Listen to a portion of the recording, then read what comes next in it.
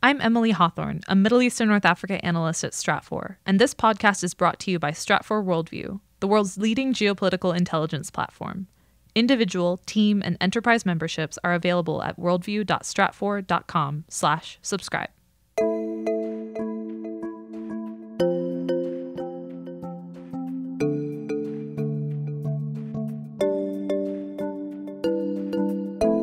Welcome to the Stratfor Podcast, focused on geopolitics and world affairs from Stratfor.com.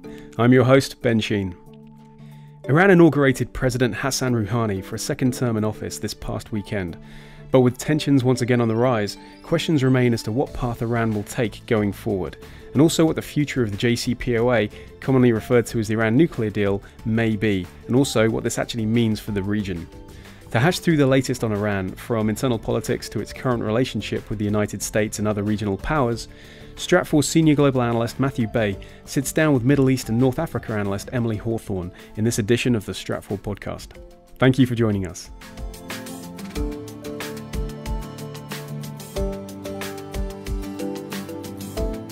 Hello, my name is Matthew Bay, and I am a senior global analyst here at Stratfor, and joining me today is Emily Hawthorne, a Middle East analyst, and we're here to talk about this weekend's inauguration of President Hassan Rouhani in Iran. This is the second term for Rouhani going forward, and it's been in the news for a lot of reasons. The Iran-U.S. relationship has come under increased scrutiny under President Trump's term. So, Emily, what have we seen happening at the high level between the U.S. and Iran over the last 6 or 7 months? So once we had the election of President Donald Trump back in November of last year, we sort of immediately saw a few things happen in the Middle East. One was a sense among some of the larger Sunni states, including Saudi Arabia, that the new administration in Washington would fully back them in trying to contain a lot of Iranian activity in the Middle East. Mm-hmm. And in fact, this does match really well with some of the priorities in the administration. We can go into that a little bit more later, but we've seen a real priority in the Middle East to do two things. One, combat and contain and fight violent extremist organizations, and two, to contain Iranian activity in the Middle East. So that, no surprise, has done some interesting things to the U.S.-Iran relationship and really added a lot of tension. And the JCPOA nuclear deal is just one part of that relationship between the United States and Iran. We have seen over the last 6 months in Iran a very important presidential election take place. We just had the inauguration officially of Hassan Rouhani into that position. But in May, in the lead up to the election in Iran, it was very interesting because we did see some tone down of some of the typical acts that we would see from Iran versus the United States and versus United States allies like those Arab Gulf states. So we didn't see the same amount of ballistic missile launches or the same amount of Persian Gulf episodes of interaction between U.S. ships and Iranian ships, for instance. But now, after Rouhani's election, we have seen an uptick in some of those events that have become a little bit par for the course between the United States and Iran. Right, and I think the most recent of those would have been, I guess, 2 weekends ago, actually. There was a couple of times, actually twice in a matter of a week, where the United States and the Iranian Navy kind of scuffled up. They shot warning shots at each other in 2 different events. And even before that, I remember that we saw, beginning in April, similar activity starting to happen between Iran and some of the other GCC states. So it's not just the United States. And you kind of touched upon how the GCC states are actually trying to spin this to their own advantage, in a sense, under President Trump. One of the things, though, that is really starting to really increase in fragility is the JCPOA, the nuclear deal. When President Trump was running for the U.S. presidency, he promised to rip it up, one of those many deals that he promised to rip up. And we're actually seeing momentum, or at least an idea that a growing momentum behind that, at least increasing the possibility of that. April was the first time that the Trump administration had to recertify Iran's compliance with the nuclear deal. Secretary of State Rex Tillerson did. You have to do that every 90 days, and then the most recent recertification was last month, and that was very begrudgingly. Can you go into what was going on around that? Well, I think it might be helpful just to start, and there's so much rhetoric around this JCPOA nuclear deal. It might be good to just start with what does this deal govern and what does it not touch? Because there's been a lot of confusion over that, and we've seen new U.S. sanctions against some of Iran's activities, but nuclear activities were not included in that. Right. Maybe you could go into some of the differences between what the JCPOA covers and what it doesn't. Right. So the JCPOA was designed essentially to freeze and reduce some of the capabilities that Iran has in its nuclear program. But what the Obama administration and the Europeans carefully constructed to do, because it would never have passed the Iranian political system. It didn't include or disclude other things. Was design a deal that did not touch its missile program. It did not touch its terrorist activities. It did not touch its human rights violations. All of these things were kept separate from the nuclear deal. Well, and to Iran, some of those the activities that are viewed as terrorist activities by the GCC states or by the United States, to Iran, that's a normal expression of their military capabilities abroad or their support for proxy groups. So they're not going to relinquish that. And easily. they also see, going on to the point of what proxy groups are to both countries, they can point to the United States sometimes and look at the groups the United States is backing and saying, hey, look, they're doing similar activities as well. There are many shades of gray in what you define to be proxy groups. Since the JCPOA only really touched Iran's nuclear weapons program and anything that could really be contributing to that's development, whenever Iran does something that is pro-terrorism, I guess, from the United States perspective, or launching off a missile test, those aren't going to be violated in JCPOA, but the United States still needs to sanction those activities. And Iran turns around and says, hey, you know what? You're violating the spirit of the nuclear deal. But since the nuclear deal is only touching actual physical things about the nuclear program, it's this really gray area where both sides have the rhetoric and they try to spin it domestically within the United States and with Iran, and that is a domestic thing, or at least a domestic argument that they're trying to sell the current relationship or paint the other person in a different light. So now, both sides see the other side as culpable for really being the partner that is not abiding by the deal. Mm-hmm. And both really view the deal in different ways. And, the United States, when it's writing when Congress has been writing these new sanctions, they're very careful to write them in a way that does not infringe on Iran's nuclear activity, because technically Iran is in compliance. Exactly. And that's the interesting thing when you look at the United States. The United States, what we've promised to do in the deal is essentially not put back the secondary sanctions on energy companies that are European companies that are doing business with Iran. That's the sanctions that really clamp down the Iranian economy, something that Rouhani had to dig the government out of the problem in the first place. So yeah, you're right. Absolutely. When the new sanctions are not touching those things, they're only touching other issues like sanctioning companies that were supporting the missile program and things like that. Or companies related to the Revolutionary Guards, right. The major component of Iran's military. Right. But what the Trump administration is doing is looking at a much broader picture. Instead of just defining the relationship with Iran, just looking at the idea of its nuclear program, they're saying, okay, well, the fact that we have this JCPOA, that actually constrains our ability to use our biggest leverage against them, which are sanctions that are on its economy, which are now a violation of the JCPOA if we were to put them back into place. So it is this question of looking at a much broader issue about how can we change the relationship with Iran, change Iran's behavior, and they see the JCPOA as potentially being something that basically ties their hands behind their back and allows them not to pressure Iran in the ways that they want to. Now, the review that we're seeing going forward, and there's obviously a huge divide in the White House and then in the Trump administration about what the answer is to this question. Is it actually worth it to reopen the nuclear issue with Iran to the point where we are willing to sacrifice the JCPOA knowing that Iran might restart the nuclear program, or is it actually better for us to pressure Iran and other alternatives? So you have, one faction of the White House who's backing the idea of keeping the JCPOA. So Rex Tillerson is in that camp. Secretary of Defense James Mattis is in that camp. McMaster is in this camp. All these other figures are in this camp. And then you have the other side of the more ideological anti-Iran hawkish faction that is going to be led by figures like Steve Bannon, et cetera. So there is this divide going forward, and I think that debate isn't been settled yet, and that's what's made the JCPOA very much more fragile than it looked even 2 weeks ago or 3 weeks ago. The moment that it became very public that this JCPOA deal on the United States side was in a little bit more trouble than we thought was the moment when the president had to submit his certification for Iran's compliance to Rex Tillerson to take to Congress, and that's due every 3 months. Based on the available information that the United States has now, and that's the same information that the rest of the P5+1 that signed this deal have, Iran is in compliance. But what we've seen now is the White House is conducting an extra review. They've said that review will likely be done before October, which is when the next 3-month deadline is due. And this leaves us in a bit of a precarious place because it does seem like the United States is looking, this current administration is looking for Iranian infractions. An excuse, basically, right? Yeah, and well, that's the question, right? Are they looking for an excuse, or are there legitimate infractions that they are that they are trying to look for? I mean, nobody, even when this deal was being painstakingly written, debated, no one said that this was the absolute perfect deal to contain Iranian nuclear activity. A lot of people at the time said this deal needs to be longer than 10 years. A lot of people said that it needs to have a wider umbrella for containing Iranian activity. There were a lot of legitimate criticisms against the deal, but it is interesting now, this administration versus the former administration is really taking out the magnifying glass and trying to find new ways that may have gone unnoticed. And in some sense, it does make you wonder if it's an excuse to pin something.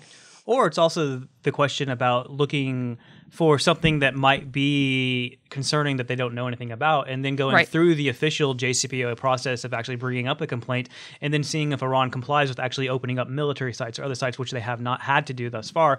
And if Iran says no, that is actually a violation of the JCPOA, and then you can say, hey, look, they're hiding something. There must be something there that gives us reason or cause to pull out of the deal going forward.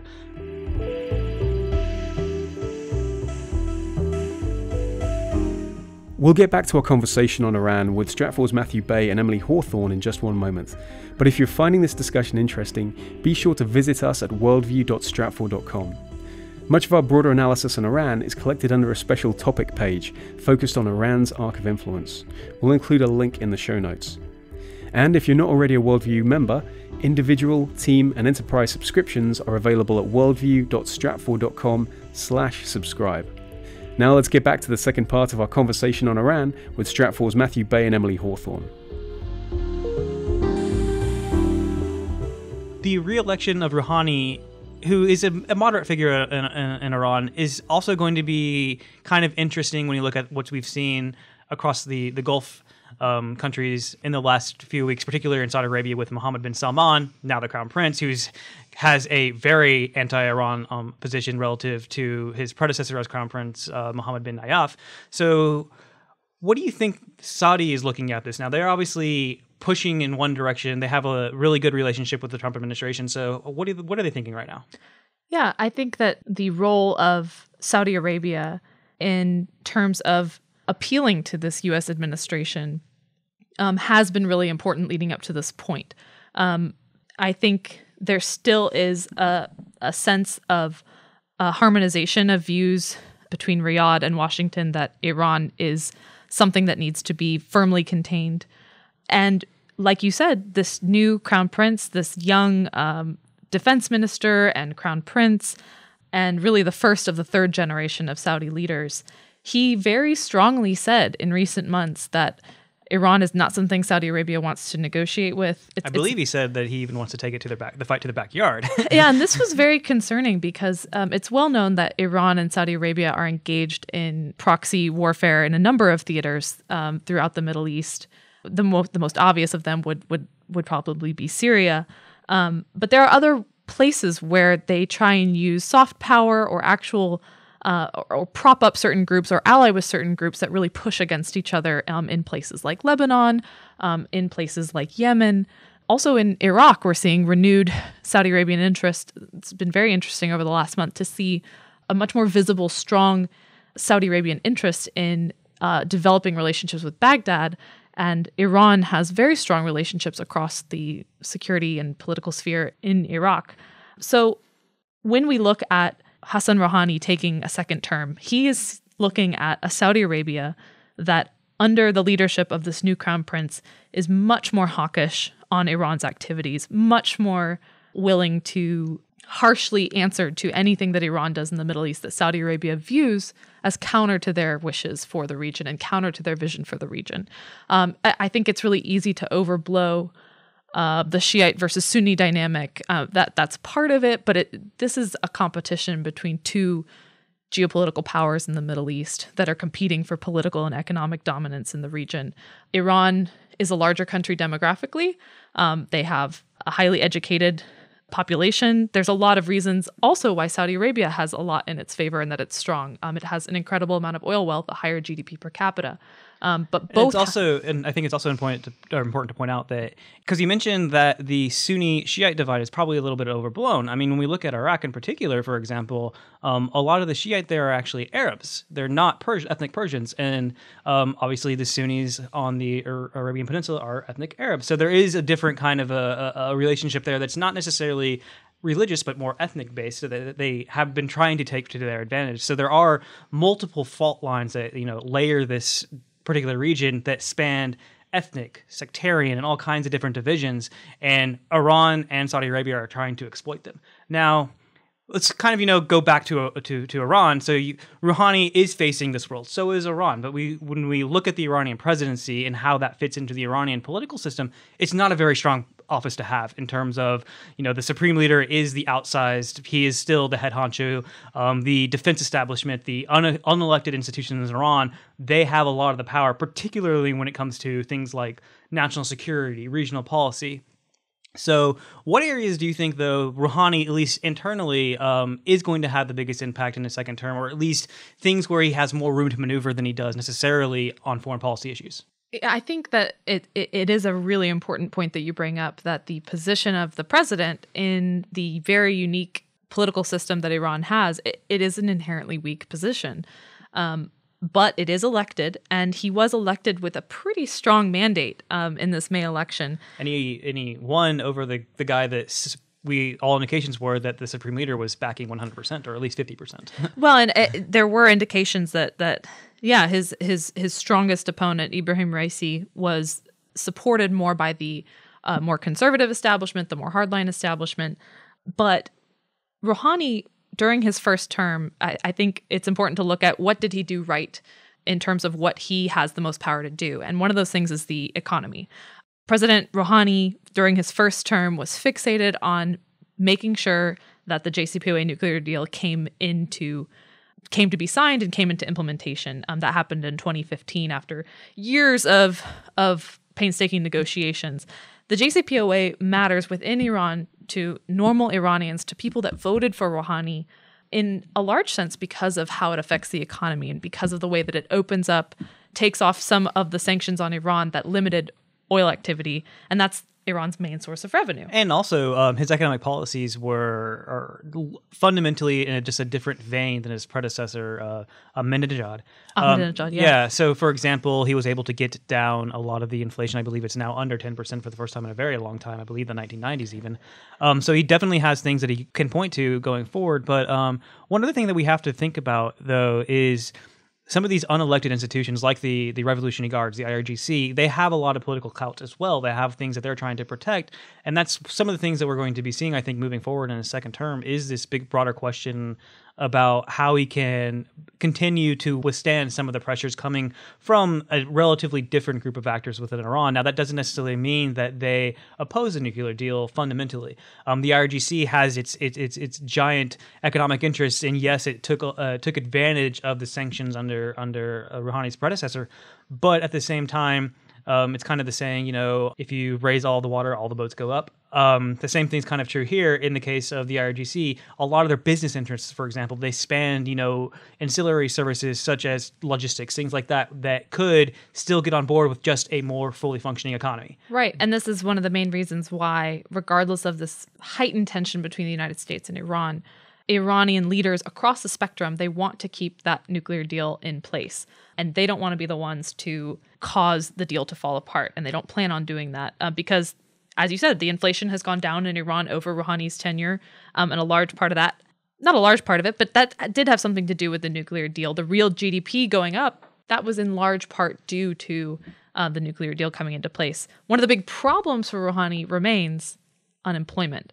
And this is something that, even if some of Rouhani's opponents are happy with the general economic progress, and if they still want that to keep happening in Rouhani's second term, they can still raise the pressure on him, sort of turn up the heat on him in terms of the things that he's not been able to do well. And one of those is changing the unemployment picture within Iran. So that's one of his big challenges moving forward. And then getting back to your important point about these divides between Rouhani and members of the rest of the Iranian political establishment, which is very varied and diverse, and it's hard to put it into distinct parties like we would have in the United States. We are seeing in the second term a greater likelihood of Rouhani falling more in line with some of more of the hardline policies. And that's been a really interesting dynamic that's just begun to happen. Right. I believe we saw 2 weeks ago, I guess, or a week and a half ago, Rouhani sitting down with the IRGC leadership, or at least key commanders, and at least trying to mend fences to some degree. And if you think about it, with the new pressure from Saudi Arabia, from the United States, Rouhani and the IRGC, they need to pragmatically work together. They can't have the same kind of divisions that they had in the first term, at least especially during the negotiations, if they're going to manage this tension this new kind of onslaught from the Trump administration and Mohammed bin Salman. So I think that is something that is kind of, a pragmatic relationship that's going to evolve going forward. And one of the interesting things, if you just look back at the history of Iran's presidents, they almost always get a second term. And in the second term, because institutionally the presidents are weak, they don't get a lot done. Mm-hmm. And previous presidents have typically tried to go against the political establishment. It's never really worked out that way. Most of them have either after office have either been blacklisted, prevented from running for office in the future. And then one of them was even basically had a media blackout. So Rouhani, if he goes too far against those interests, he's going to have the same things that are happening to him. So he's actually taking a much more of a pragmatic role, at least in the first few days. Obviously, it's a 4-year term, so we'll see how that plays out going forward. But that's an interesting dynamic that I think is something to keep watching. Now, going back to the JCPOA, which is still, I think, the most important issue for Iran. It's obviously an important issue for the United States in terms of the way that they pressure Iran.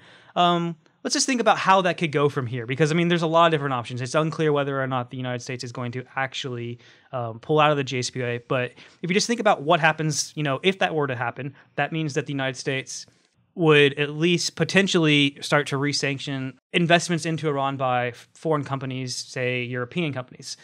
And that gets to the fact that this JCPOA nuclear deal is not just a deal between the United States and Iran. Exactly. And I think that is something that is going to be an important dynamic. And we've seen Iran kind of already start to spin that to its advantage. One of the people that was in attendance at the inauguration was the foreign policy commissioner for the EU. We've seen Iran build a lot of economic ties since the JCPOA was put into place. We've had the Total natural gas investment. We've seen a lot of the sales of Iranian oil go back to Europe. So if the Europeans are not on board, this is a very sticky issue that is very much a challenge that the Trump administration is going to have to do if they actually want to pull out of the deal, because they're going to be essentially going against what their allies want. And this is something that the United States did do in the 1990s under President Clinton when they put the sanctions regime into place, the big ones in 1996.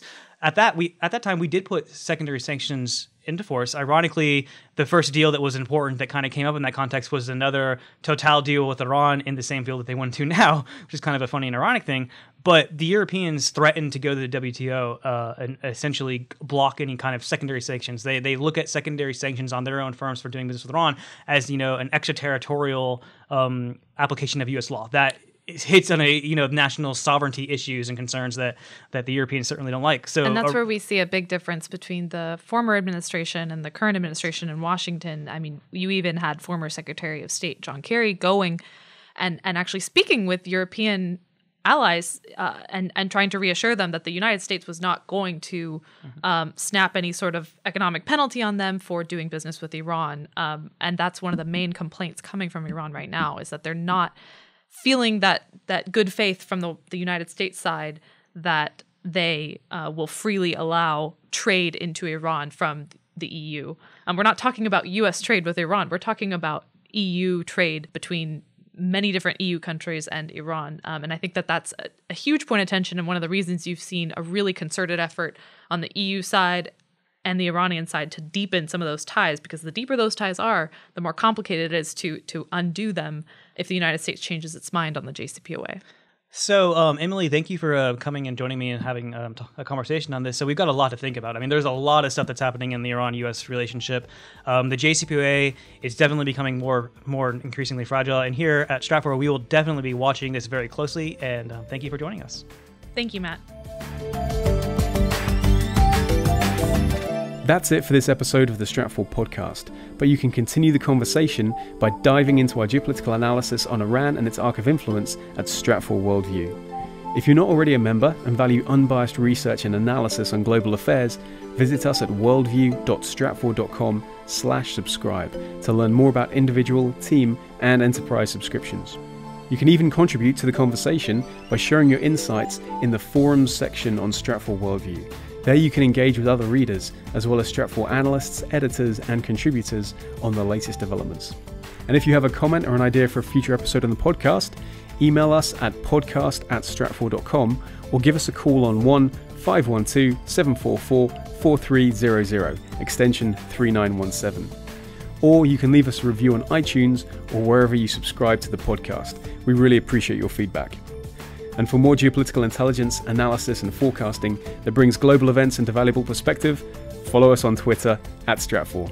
Thanks for listening.